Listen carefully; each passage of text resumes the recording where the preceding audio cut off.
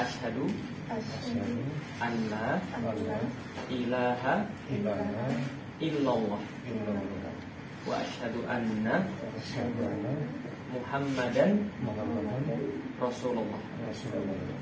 Bismillahirrahmanirrahim.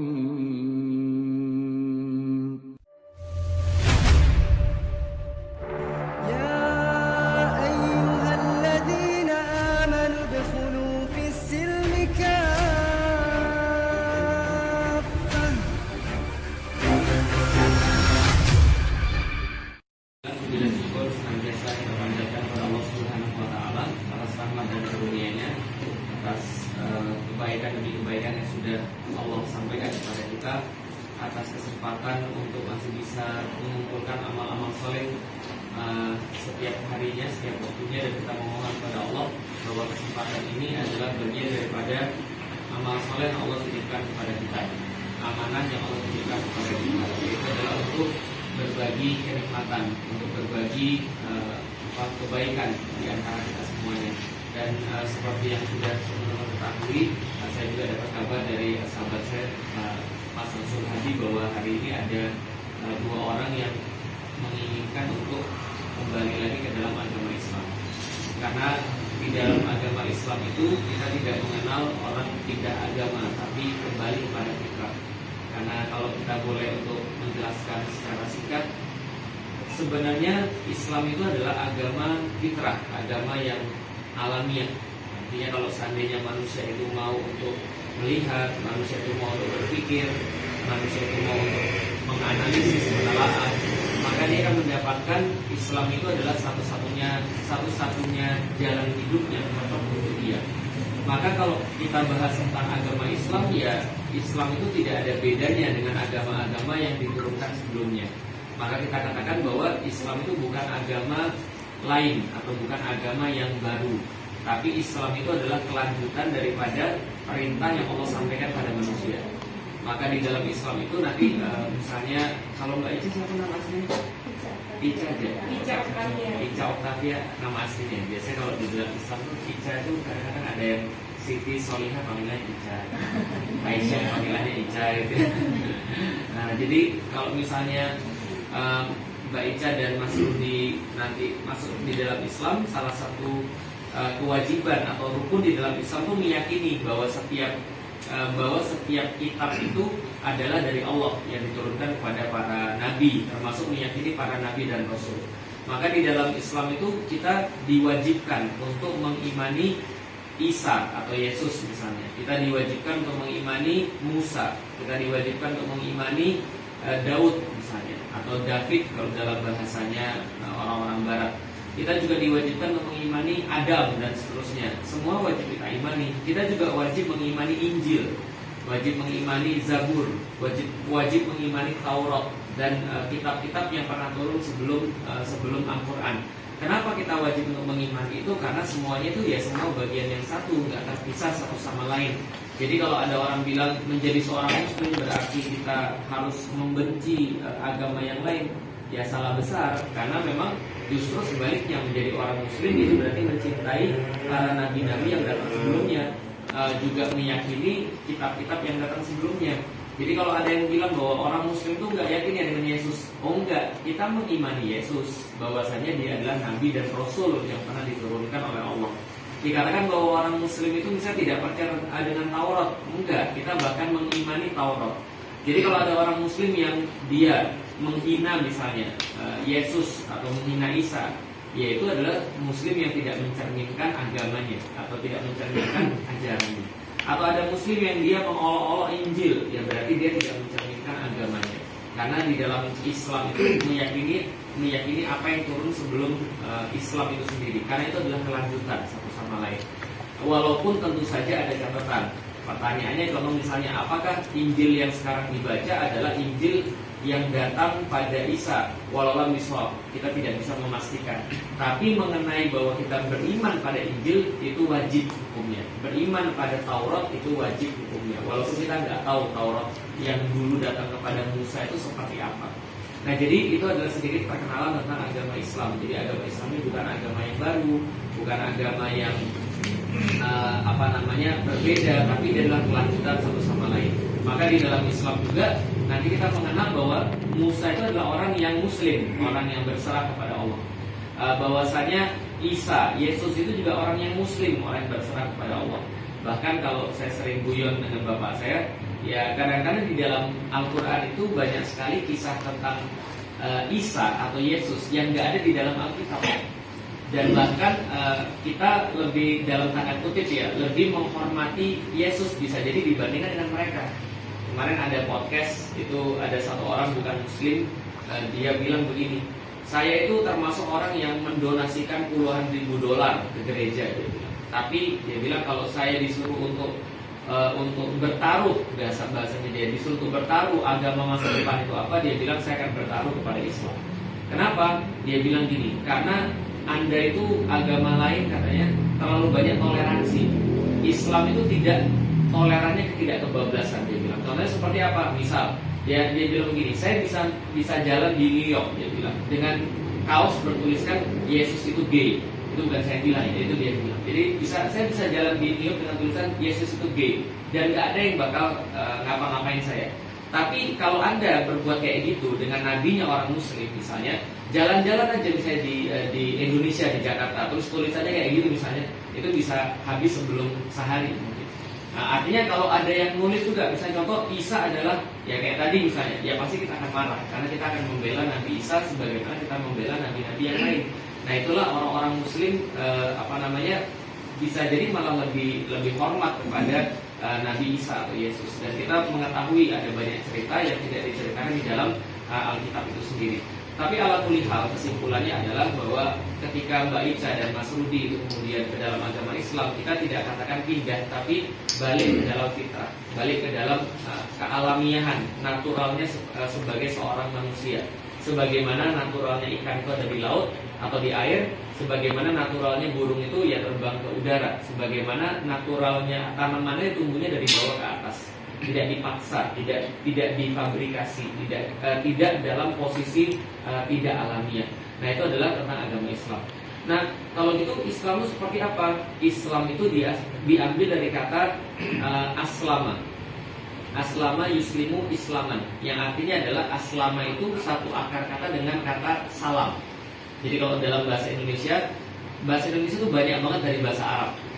Jadi kalau seandainya nanti sudah masuk Islam, jangan heran kalau pas belajar bahasa Arab, ini kok bahasa Indonesia sama ya? Iya, mulai dari Ahad sampai Sabtu itu bahasa Arab semua.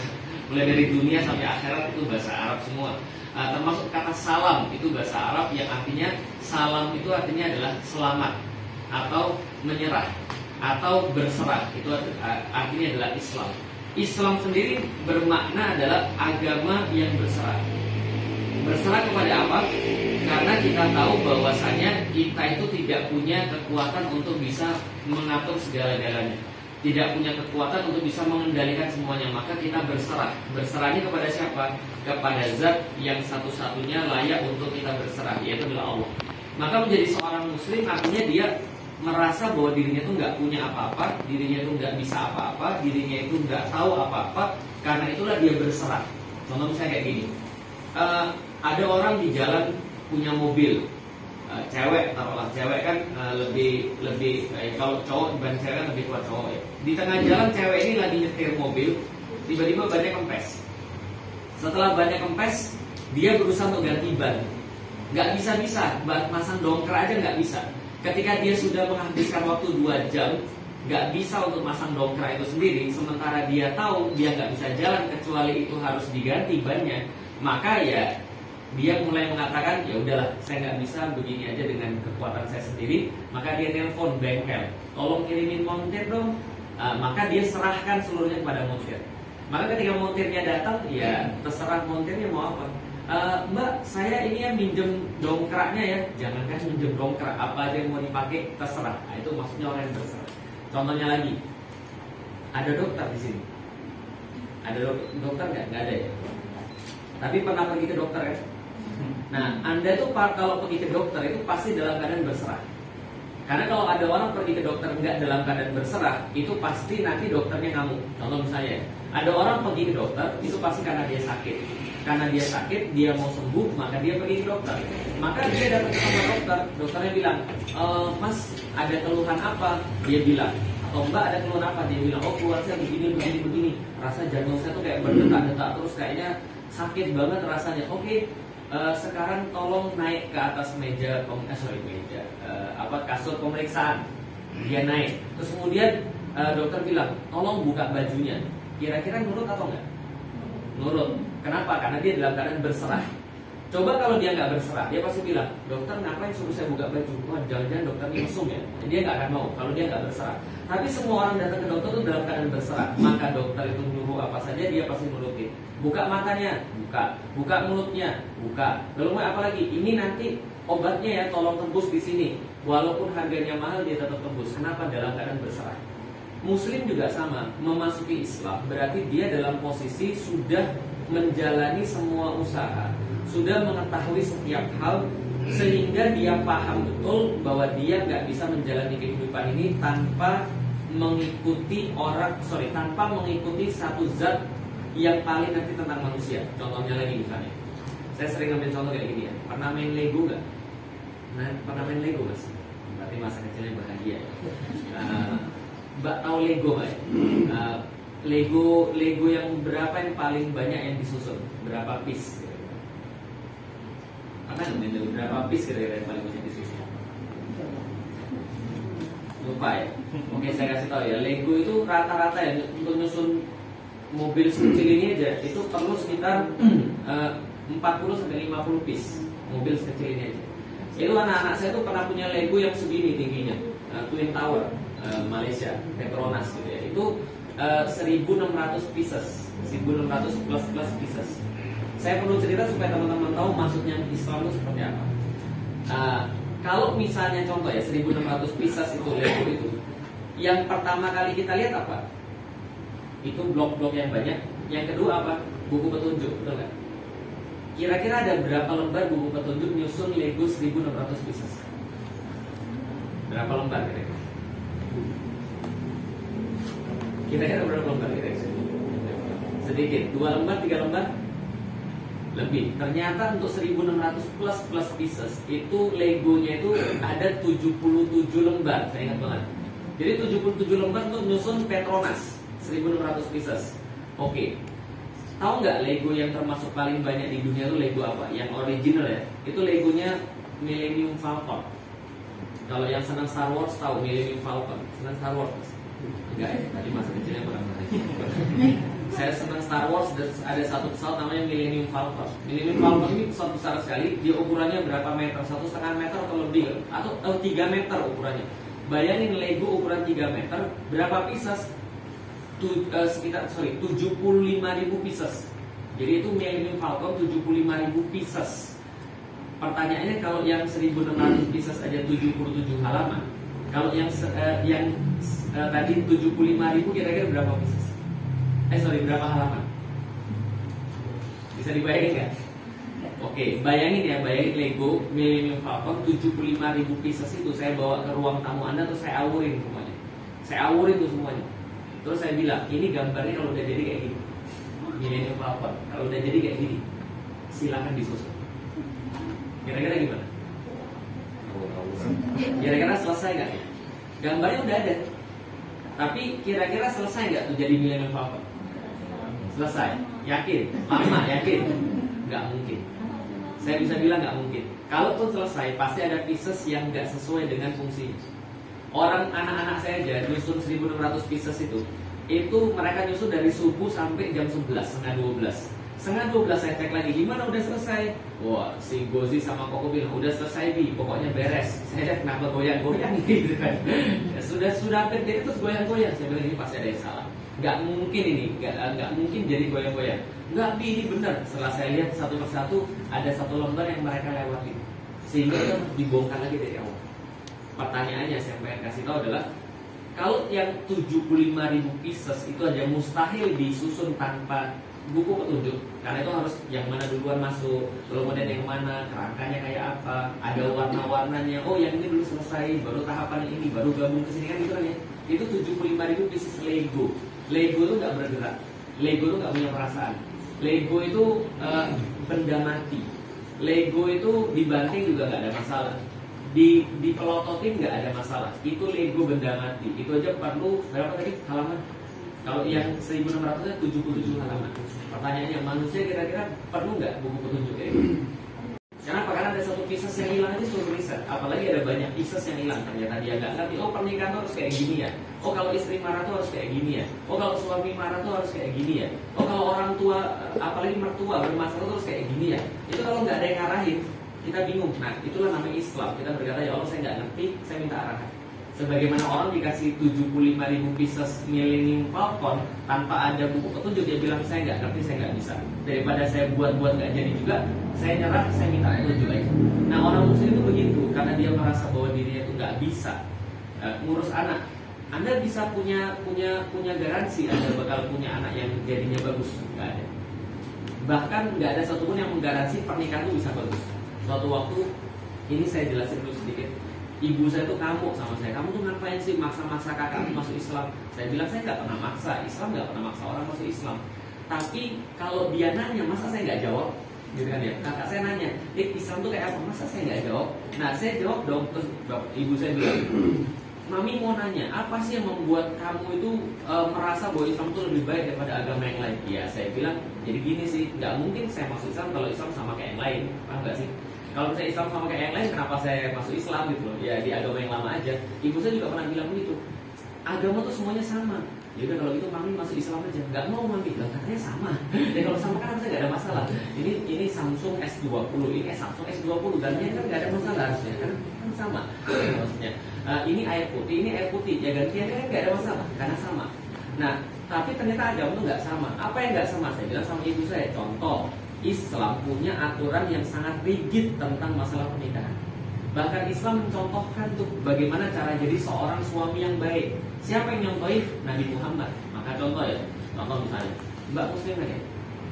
Muslim Mbak ya? Saya tanya Mbak, suami paling ideal tuh kayak siapa sih? Kayak siapa Mbak? Kira-kira Mbak? Oh kayak ini, BTS gitu kan ya Mbak? Kira-kira Mbak, suami paling ideal tuh kayak siapa? Oke, soal nggak mungkin. Yakin saya nggak mungkin. Cuman ada kan suaminya sini. Kira-kira siapa Mbak? Suami paling ideal tuh kayak siapa kira-kira? Bisa ngomong. Ini baru sekali kejadian. Biasa kalau ada suami paling ideal ya kayak Rasulullah lah. Ya kan semua orang pasti pengen Rasulullah. Setiap muslimah itu ya, jangankan muslimah, laki-laki ditanya, kamu pengen jadi laki-laki kayak apa? Ya kayak Muhammad. Makanya kita kasih nama anak kita Muhammad. Kenapa? Karena kita pengen agar anak kita kayak Rasulullah Muhammad. Kita pengen kita minimal dapat ya bau-baunya dikit kayak Rasulullah Muhammad, udah lumayan banget. Artinya ada standar. Contoh lagi misalnya, saya tanya sama ibu saya, kalau di dalam agama Mami kira-kira siapa ya suami yang ideal? Nggak bisa jawab. Yang nggak ada. Terus itu sama kayak nyusun Millennium Falcon tanpa buku petunjuk. Paham nggak sih maksudnya? Paham nggak nih? Sama aja kayak kita diawurin terus disuruh nyusun kayak apa nggak tahu, bentuknya kayak apa nggak tahu. Kalau kita tahu suaminya dia tuh kayak Rasulullah, maka istri saya kalau lagi protes, ya kamu ngomongnya pengen kayak Rasulullah tapi kamu nggak kayak gitu, mudah karena role modelnya kayak Muhammad Rasulullah tuh kayak apa sih? Oh lengkap, bagaimana kisah kehidupan rumah tangganya, ketika istrinya marah ada, ketika istrinya senang ada, bagaimana memperawat istrinya ada, memberikan julukan pada istrinya ada, bagaimana ketika istrinya nggak mau masak ada. Nah, kalau istrinya mau pesan GoFood, nah itu kira-kira bisa disejajarkan dengan itu misalnya. Ada semua, bagaimana cara menyikapi istri. Kalau ditanya dalam Islam, siapa contoh bapak yang terbaik? Pasti jawabannya adalah Nabi Muhammad. Maka kita semua pengen jadi bapak kayak Nabi Muhammad. Bagaimana cara memperlakukan anak, bagaimana cara untuk tegas terhadap anak, lembut terhadap anak, kapan tegas, kapan lembut, itu semua ada bagian daripada pelajaran Nabi Muhammad. Tapi ini tidak ditemukan pada yang lain. Nah, karena itulah kita masuk dalam agama Islam, gitu maksudnya. Karena Islam itu adalah agama yang fitrah. Maka siapapun yang belum Muslim, ketika dia menjalani hidupnya, pasti di dalam hidupnya satu titik dia akan merasa, ya udah, saya bingung nih gimana caranya menjalani. Karena I have no idea gimana caranya untuk memahami cewek. Yang paling gampang pernikahan kan cewek. Tahu nggak di Arab, bukan di Arab, di Timur Tengah, di Syam, itu ada cewek nulis judulnya gini, bagaimana memahami wanita. Bukunya tahu berapa lembar? dia nulis sendiri bagaimana memahami wanita ya 3000 lembar. Nah, jadi itu bukunya di sini bawahnya di bawah meja gitu. Jadi bagaimana karena wanita itu sulit dipahami, tapi di dalam Islam ada kebaikan. Makanya kan balik lagi ke podcast yang bukan muslim tadi, dia bilang kalian lihat, kalian bicara tentang feminisme karena memang kita punya banyak masalah dengan wanita di negeri barat, tapi mereka sama sekali nggak punya itu. Kenapa? Karena di dalam Islam wanita-wanita menjalankan fungsi-fungsi keibuan dengan senang hati.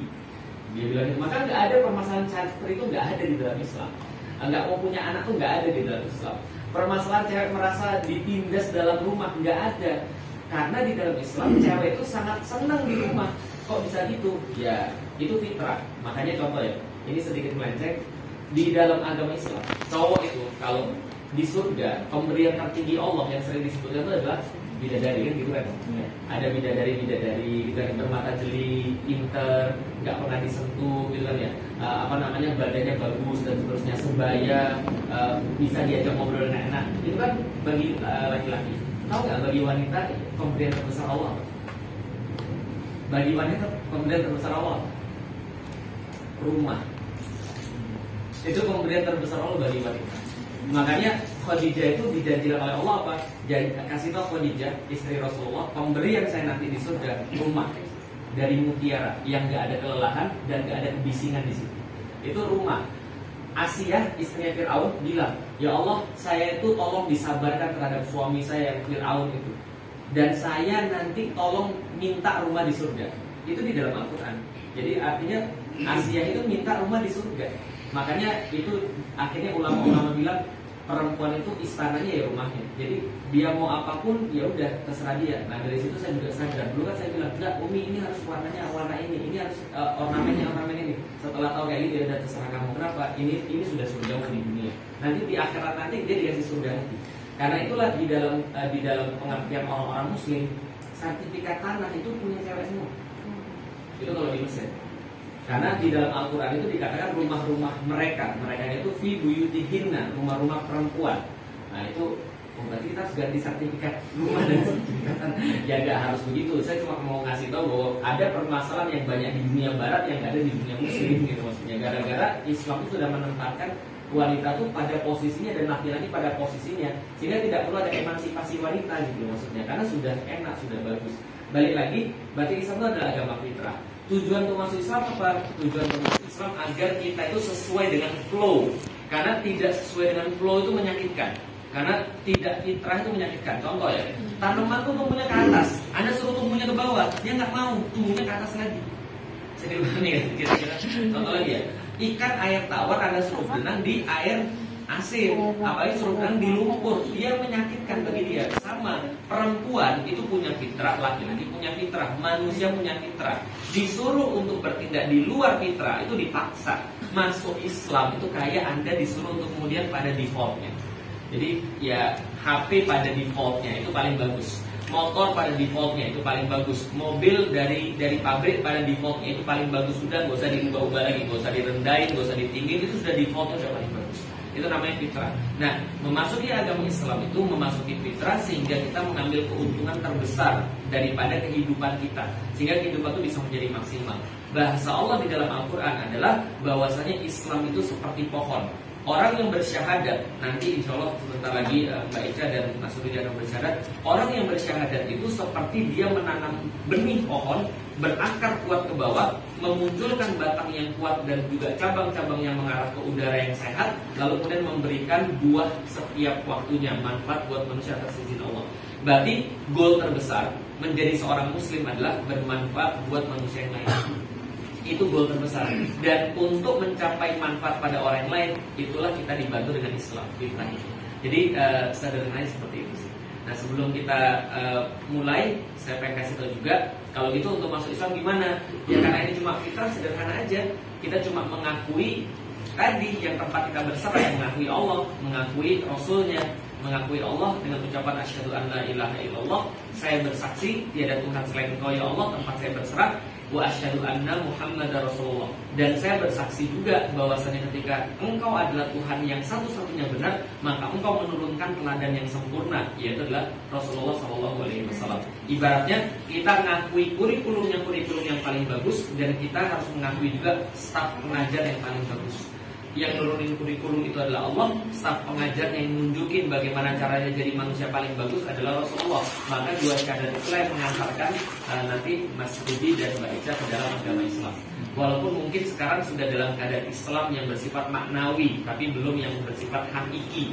Maksudnya kayak apa? Ya kayak terakhir, saya ngerti ada banyak keraguan mungkin, ada banyak ketakutan mungkin, ada banyak kebimbangan mungkin, tapi itu normal. Gak ada orang yang langsung 100% firm ketika bersyahadat, gak ada. Yang harus firm itu keyakinan. Tapi kalau ada keraguan-keraguan itu biasa.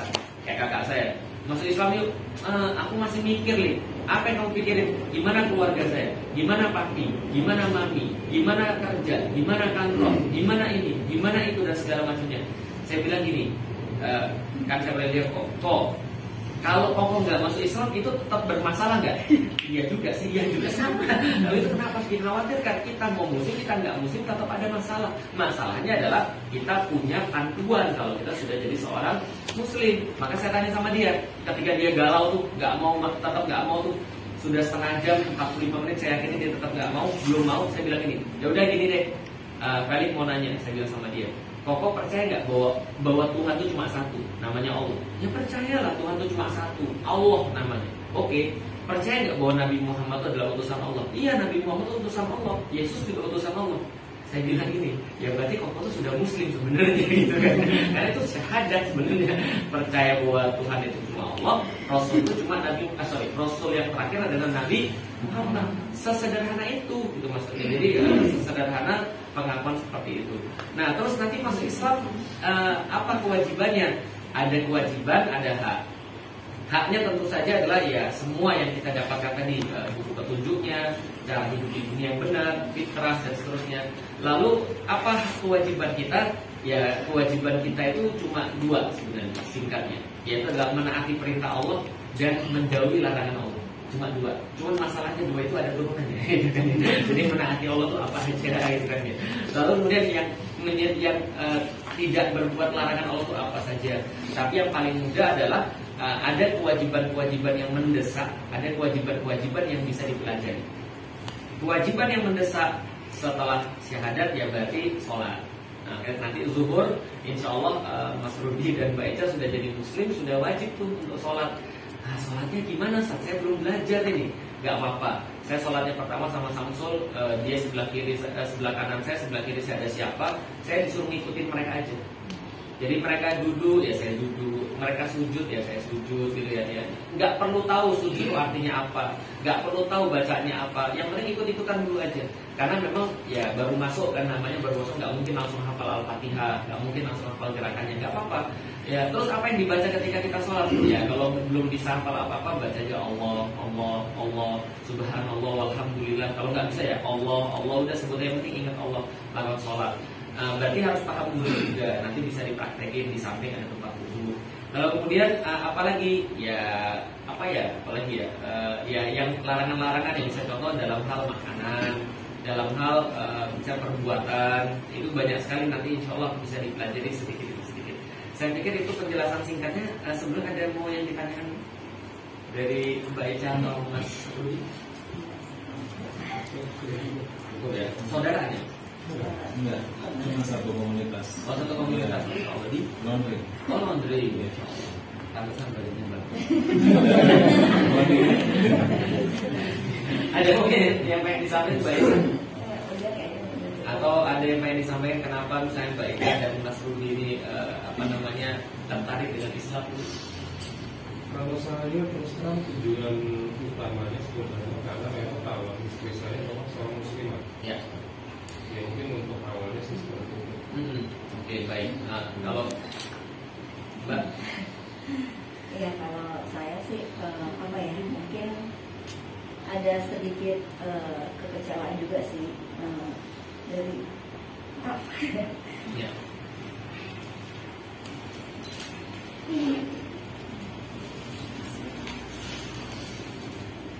Jadi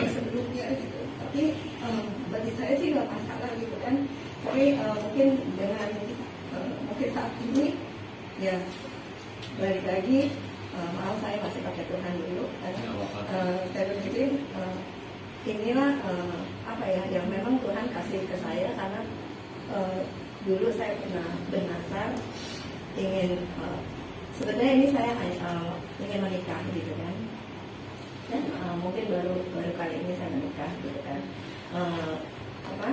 mungkin di doa saya semuanya mungkin dijawab sama Tuhan gitu loh, benar-benar saya ingin memiliki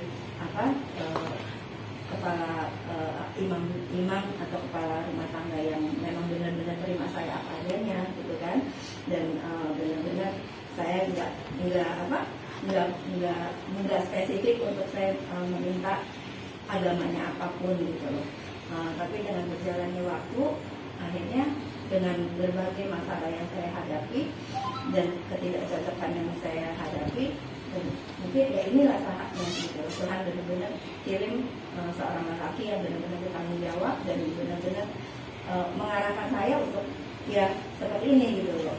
Mungkin saya harus mengikuti kepala rumah tangga gitu kan, dan di hati saya pun juga ya benar-benar ini yang menjadi ukur saya untuk saya masuk agama Islam gitu. Jadi ya mungkin hidayahnya mungkin saya belum ngerti seperti gimana ya kelanjutannya, tapi saya meyakini kalau inilah yang Tuhan kasih selama bertahun-tahun, mungkin saya harus sabar menunggu gitu loh, dan ini saatnya Tuhan wujudkan untuk saya bisa bertemu dengan pasangan yang benar-benar mengerti keadaan saya semuanya gitu loh.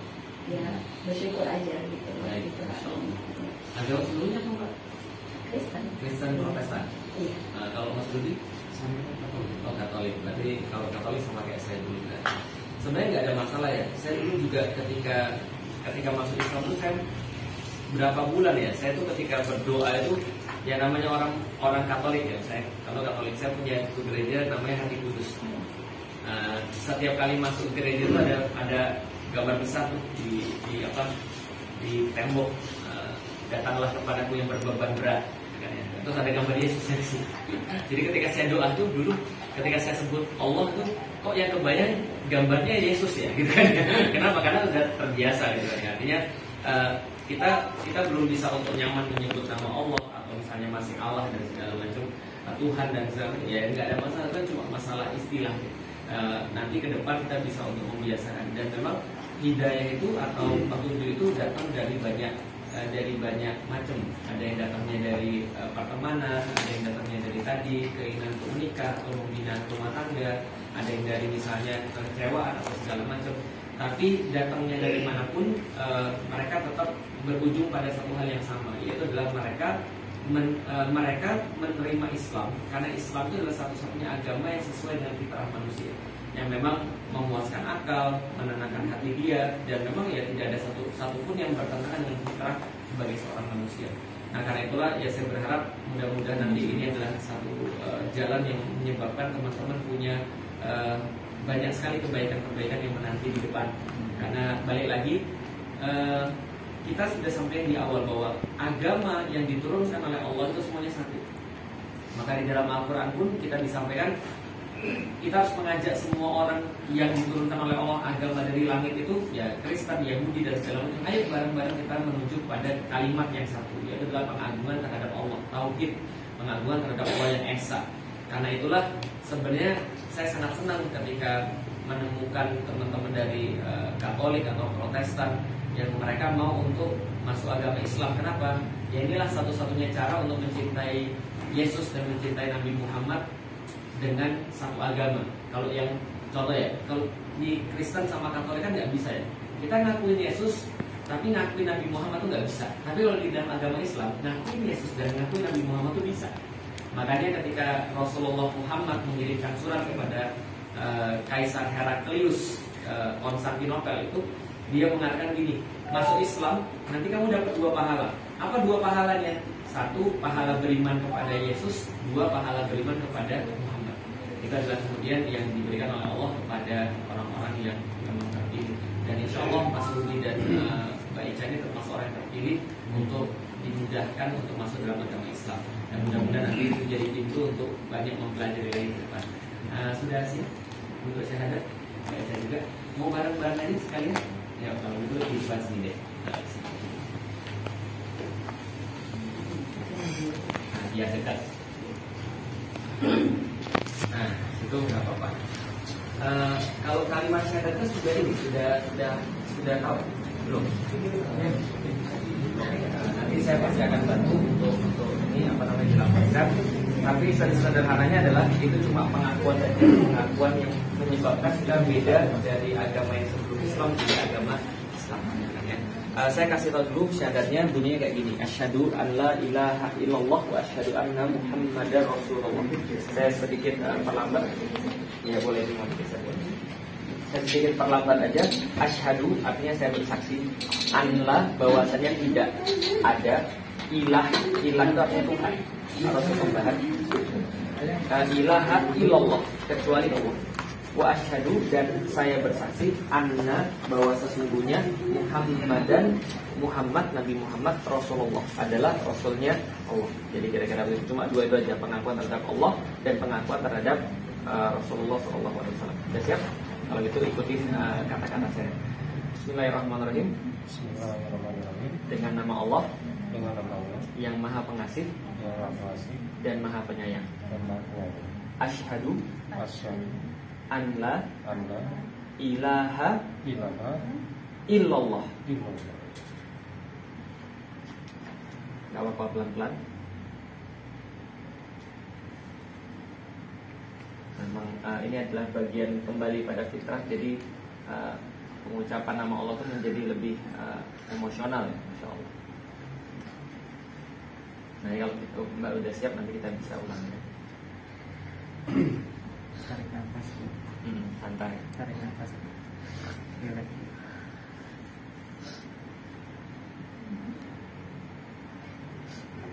Oke, sudah. Bismillahirrahmanirrahim. Asyhadu an la ilaha illallah wa asyhadu anna Muhammadan Rasulullah. Saya bersaksi bahwasanya tidak ada Tuhan yang layak untuk disembah kecuali Allah semata. Dan saya bersaksi bahwasanya Nabi Muhammad adalah utusan Allah. Agamanya apa enggak sekarang? Alhamdulillah. Agamanya apa enggak? Barakallahu fiik. Allahumma shalli ala sayyidina Muhammad wa sallim. Allahumma fil lil muslimina wal muslimat wal mu'minina wal mu'minat al ahya'i minhum wal amwat. Ya Allah ya Rahman ya Rahim. Engkau yang telah menghadiri majelis ini ya Allah, sampaikan kepada kami doa orang saudara kami, saudara dan saudari kami yang kembali kepada agama-Mu ya Allah. Ya Allah ya Rahman ya Rahim, mudahkan mereka dalam agama-Mu ya Allah. Limpahkan Rahman dan Rahim-Mu pada mereka ya Allah. Mudahkan mereka untuk menepati agama-Mu ya Allah. Mudahkan syahadat mereka ya Allah. Mudahkan kehidupan mereka ya Allah. Ya Allah ya Rahman ya Rahim, Engkau sampaikan kepada kami pada hari ini satu pembelajaran yang sangat berarti. Bagaimana berharganya iman dan Islam kepada seseorang, bagaimana berartinya iman dan Islam kepada manusia yang kami anggap mungkin adalah sesuatu yang biasa. Ya Allah ya Rahman ya Rahim, pemilik hari kiamat, pemilik segala sesuatu termasuk alam semesta, jadikanlah semuanya mudah bagi mereka ya Allah.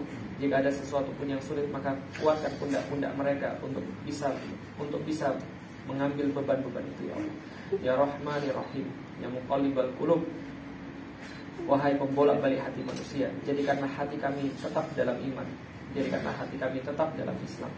Ya Allah, jadikanlah mudah juga bagi keluarga mereka, jadikanlah juga kebaikan bagi keluarga mereka. Ya Allah, mereka akan kembali di dalam kehidupan mereka masing-masing dan kemudian menjadikan diri mereka sebagai pembelajaran bagi yang lain, juga belajar daripada yang lain. Maka jadikanlah semuanya juga berada dalam kemudahan ya Allah. Ya Allah ya Rahman ya Rahim, bagi kami yang menyaksikan, jadikanlah kami berbaik hati, jadikanlah kami mudah untuk membantu saudara-saudari kami di dalam Islam ini ya Allah. Jadikanlah kami sebagaimana para sahabat yang senang untuk melakukan segala sesuatu untuk membantu saudara-saudari kami yang baru di dalam Islam. Ya Allah, jadikanlah kesalahan-kesalahan mereka sebagaimana Engkau janjikan. untuk putih sebersih-bersihnya sebagai seorang manusia yang baru. Engkau hapuskan seluruh dosa-dosa mereka, maka jadikanlah kehidupan mereka bertabur dengan ketaatan, bertabur dengan pahala. Rabbana atina fid dunya hasanah wa fil akhirati hasanah wa qina adzabannar. Subhana rabbika rabbil izzati amma yasifun wa salamun alal mursalin walhamdulillahi rabbil alamin. Selamat kepada Mas Rudi dan Mbak Ika. Di dalam Islam itu bisa jadi ke depan ada banyak hal yang menanti, dan itu bisa jadi tidak mudah. Tapi sudah saya sampaikan bahwasanya apapun yang menjadi agama kita itu Allah pasti akan uji. Bukan hanya orang Muslim yang diuji, tapi juga orang-orang yang bukan Muslim juga diuji oleh Allah. Muslim dan non Muslim pasti diuji oleh Allah. Tapi kalau kita diuji, setidaknya kita punya panduan, yaitu adalah Al-Quran. Maka perbanyak interaksi dengan Al-Quran, perbanyak kemudian mendalami agama Islam, supaya kita paham seperti apa menjalani kehidupan sebagai orang yang berserah tadi. Dan kalau besok-besok ada sesuatu hal yang mengecewakan yang datang daripada orang-orang Muslim, ingat orang Muslim itu beda dengan Islam. Orang Muslim akan senantiasa mengecewakan Mbak dan Mas.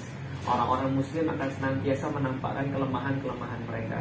Dan sebagai orang yang Muslim juga, kita harus bersabar, kita harus berbaik sangka, kita harus untuk saling bahu-membahu, agar kita sebagai orang Muslim memperbaiki sesama Muslim, dan juga menjadikan Islam itulah sebagai patokan untuk, ya, kenapa kita berislam bukan Muslim.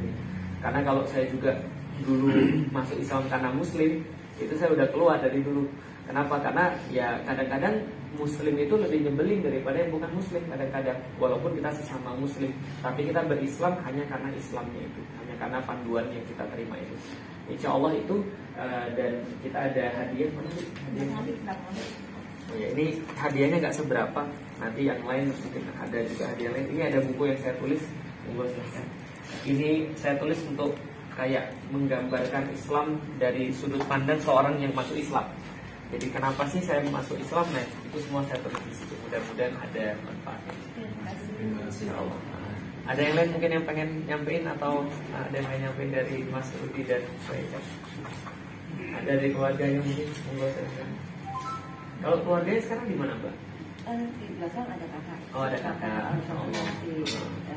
Beda. Ya apa-apa. Tinggal di Jakarta juga. Oh, Insya Allah. Kalau Mas? Saya tinggal di Tangsel. Asal. Aslinya orang mana, Mbak? Saya Jakarta. Orang Jakarta. Jakarta. Kalau Mas Jawa? Saya keturunan Sumatera. Oh, Sumatera. Sumatera apa? Cuma lahirnya di Jakarta, Sumatera Utara. Oh, Sumatera Utara. Orang Batak? Iya. Oh, tapi tidak mencerminkan wajah-wajah Batak. Punya marga, Mas?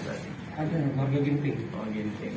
Semoga Allah berkahi, semoga Allah kasih kebaikan pada keislamannya. Saya sangat senang sekali. Dan kalau ke depan nanti ada hal-hal yang perlu kita bantu, ada hal-hal yang perlu bisa kita permudah dan segala macam, silahkan. Nanti untuk surat-surat mungkin nanti dibantu diuruskan, walaupun memang surat itu cuma formalitas, dan tetap harus nanti diurusnya ke KUA, kantor urusan agama, untuk KTP dan segala macam. Tapi nanti bisa kita bantu, nanti kita cari link dan segala macamnya, bisa belajar sholat, belajar baca Quran, pelan-pelan aja, santai-santai. Maksudnya jangan juga dijadikan beban, gitu kan ya. Nanti teman-teman di sini juga bisa bantu kalau seandainya teman-teman perlu untuk saya pengen belajar Quran dong, saya pengen belajar sholat dan segala macam. Nah, karena ini sudah zuhur, Mas Rudi nanti kalau yang mbaknya bisa nanti dibantu istri saya ataupun akhwat yang lain. Mas Rudi nanti bisa belajar langsung praktek wudhu dengan saya. Nanti kita sholat di sini sekalian, biar nanti kita ngelengkapin setelah syahadat terus sholat. Sholatnya nanti 4 set atau 4 rakaat dalam bahasa orang Muslim. Tapi nggak usah tahu dulu, nggak apa-apa. Rest assured, santai aja, ikutin kita aja. Nanti kalau kita sujud ya ikut sujud, kalau nanti kita duduk ya ikut duduk, kalau kita begini ikut begini. Nggak perlu ada nggak perlu ada hafal bacaan apapun.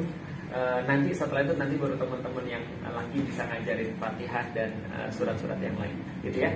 Oke, baik, kalau gitu kita sudah siap, insyaallah.